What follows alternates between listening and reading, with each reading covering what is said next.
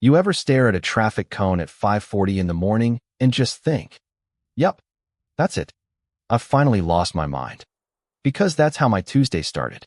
Not with coffee, not with sunrise, but with a blinding orange cone, a clipboard that looked like it belonged in an evidence locker, and a guy in a reflective vest guarding my own neighborhood gate like it was the Pentagon. Now, let me back up a second so you get the picture here. I'd been awake for 28 hours. Not one of those Netflix all-night marathons. Either. I was coming off a double shift, dragged my carcass through a flat tire in the rain, and all I wanted was a hot shower, my own bed, and maybe the sad slice of pizza left in the fridge. Instead, what I got was the scone, clipboard, and a guard standing under a pop-up tent in the rain, like he was running security for a one-man circus. He leans in, bright and chipper, and goes, "Morning," like I'm the weirdo for thinking this is strange. My car smelled like burnt rubber, wet hoodie, and regret. "I live here," I muttered, because apparently that's a thing you have to announce now. He gets all official, asks my name, flips his clipboard, and then get this, tells me, "We need to log you in. Residents have entry windows now." Entry windows. As if my house was a drive-through bank. I laughed. Because honestly, what else are you supposed to do? He says it's a new schedule to reduce congestion. At 5:40 a.m. The only congestion out there was my patience. He checks his list and goes, "Your slot's at 9:30. So I'm staring at my own street empty. Silent. Nothing moving but the rain, and I realize, this guy is serious. He actually means I can't get home for another 4 hours because some HOA brain trust decided to schedule our lives like dentist appointments. I ask him, as politely as possible when you're running on zero sleep, "You're denying me access to my own home?" He shrugs, all calm and collected, tells me to call the association hotline. I read the flyer taped to the tent pole, big bold number. QR code. Tiny fine print saying, "Non-emergency access may be denied." I leave a message on their voicemail. And let's just say it started friendly and ended less so. By now, I'm soaked, cold, and pretty sure I'm the butt of a cosmic joke. But here's the thing, I'm not the blow-up and yell type. I'm the type that reads the fine print. I park my car where he can see I'm not taking his folding chair bait and call my friend Tamsin, the only other insomniac I know. She groggily picks up, and when I tell her the story, she says what any normal person would. That's not a thing. Except it is a thing, at least today. We both start digging through our emails, and sure enough, there it is, a long-winded notice from the HOA about temporary controlled access protocol. They claim there's been an uptick in unauthorized vehicles, yeah?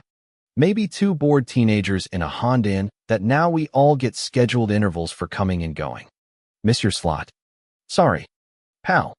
That's when it really sinks into isn't about safety. It's about control. I call their number again, same cheery voicemail. Tamsin's reading the email aloud now, and you can hear her disbelief climbing with every line. Then she offers, "Want me to come over and yell at them?" Bless her. But I say no. I don't want to show I want a record. So I do what any exhausted, mildly unhinged homeowner would do. I walk up to the tent, ask for the supervisor, and get handed a phone. On the other end, some site lead says, "That's the policy. We can't override." I point out that blocking me from my house is not only insane, it's illegal. He tells me, "Take it up with the association." So I Adobe dialing the non-emergency police line. Now, there's a twist in all this. My neighbor Owen texts back. His wife was told the same thing and just drove through behind another car. So this whole policy isn't even being enforced equally. It's just random. Like a bad game of HOA roulette. A patrol car rolls up finally. A grown-up in the room. The officer listens, looks at my ID, glances at the clipboard guy, and basically says, "You can't keep residents from their own homes. That's a lawsuit waiting to happen." He orders the gate open, and I nearly cry from relief. I drive up to my house like it's a long-lost friend, feed my cat, and try to sleep. But you know how it is, no, I'm just mad. By afternoon, my phone's blown up.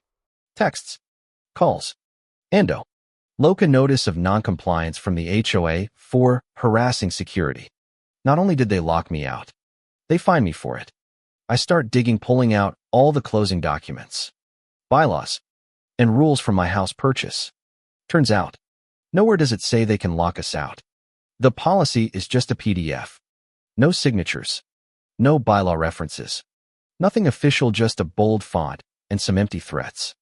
I talked to neighbors. Turns out, I'm not alone. Owen's wife recorded the guard. Another guy slept in his car outside the gate. A teenage kid got stopped for taking out the trash and called her. A neighbor I barely knew had to call his brother because his wife needed medication and couldn't get in. The more stories I hear, the more furious I get. This isn't just an inconvenience, it's dangerous. So I call an attorney, Vita. Voice like she's dismantled crazier stuff before breakfast. She says, "You have it all in writing? Good. Time to put on the pressure." She drafts a demand letter. Certified mail.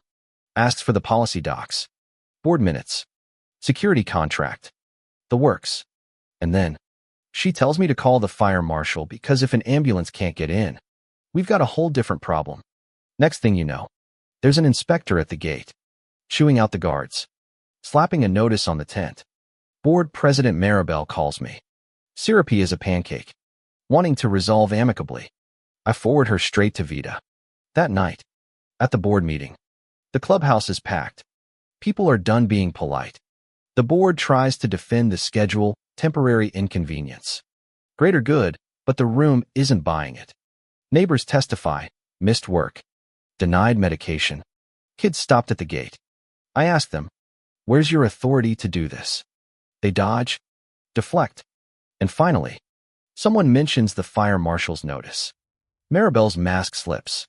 We demand records. We demand a vote. We demand a recall. And that's exactly what happens. Over the next few days, signatures pile up. When Maribel refuses the petition, Vita nearly cheers, just handed us more leverage. The fire marshal escalates. An ambulance gets delayed. And suddenly the schedule, the tents, the whole circus act gone. We vote. Maribel and her crew are out. A new board steps in, acts as the contract, which, surprise, was a cushy deal for Maribel's cousin. Voids all the fake fines and writes a new policy. No one, not ever, can be denied access to their own home. I walk through the gate now, and sometimes I still pause, half expecting another cone, another clipboard, another round of HOA Monopoly. But there's nothing, just the ordinary piece of home, a cat winding around my feet, and the faint, sweet feeling that maybe, just maybe, justice actually landed where it was supposed to. And you know, looking back, there's a lesson there, one that hits you in the gut. Sometimes, power isn't about right or wrong. It's about who pushes back and who folds. You can't email away someone's rights. And you sure can't run a community by playing warden with a clipboard.